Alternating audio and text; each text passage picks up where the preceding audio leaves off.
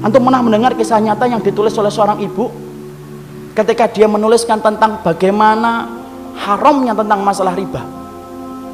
Dia cerita, kami dulunya adalah keluarga yang baik, mengisi kegiatan kami setiap waktunya dengan mencari ilmu. Sampai satu waktu suami saya kepentok bisnisnya dan berkata, "Dek, ini kelihatannya bisnis kita ini tidak akan pernah besar kalau kita tidak pinjem. Modal kita cekak, bisnis kita tidak akan besar ini kalau kayak gini."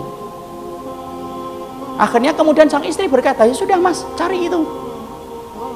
Carilah suami pinjaman yang tidak bersentuhan dengan riba." Karena dia sudah ngerti ilmunya, sudah paham riba itu merupakan sesuatu yang sangat dibenci sampai dipermaklumkan perang oleh Allah dan Rasulnya. Dia cari, kapan toh? Bukannya sabar, malah kemudian berkata, ini kelihatannya kita nggak dapat pinjaman, harus minjem yang ribawi. Istrinya yang sama-sama sudah ngaji berkata kepada suaminya, "Ya sudah mas, pinjam aja kalau memang itu terpaksa." Nah kita ini gampang sekali ngomong dorurah. Nanti tutup dengan sholat, banyak sedekah. Riba mah tidak bisa ditutup dengan sholat dan tidak sedekah. Emang antum kira dengan kemudian riba setelah itu sedekah, kemudian sedekah antum diterima? Tidak diterima sedekah orang yang dari riba. Jangan dianggap remeh riba itu ikhwan. Karena kalau kita nggak ngingetin ini, rusak negara kita ini gara-gara riba. Karena Allah permaklumkan perang. Akhirnya singkat ceritanya kemudian akhirnya bersentuhan. Mereka ngerti ilmunya tetapi tidak mampu menampik lambean pinjaman ribawi ketika itu begitu menggiurkan.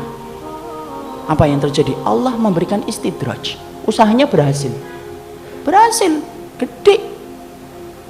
Maka kemudian sang istri bercerita ketika usahanya semakin besar, maka kegiatan kami yang setiap harinya mengkaji, mendatangi majelis ilmu kemudian jarang kita datangi karena kesibukan kami untuk kemudian mengatur bisnis kami. Suami saya kemudian mulai jauh dari kajian ilmu. Suami saya kemudian mulai menjauh dari panggilan sholat dengan alasan sedang rapat ataupun sedang ngantar barang. Puncak-puncaknya kemudian terjadilah satu dosa besar yang dilakukan oleh seorang suami di mana istrinya tidak lagi bisa memaafkan. Ingat ikhwan, seorang suami kalau sudah melakukan dosa besar, istri punya hak meminta pisah dari suaminya dan itu syar'i. Maka suaminya melakukan dosa besar, akhirnya apa? Tidak bisa dimaafkan. Akhirnya apa? Kapal rumah tangga itu karam, tenggelam.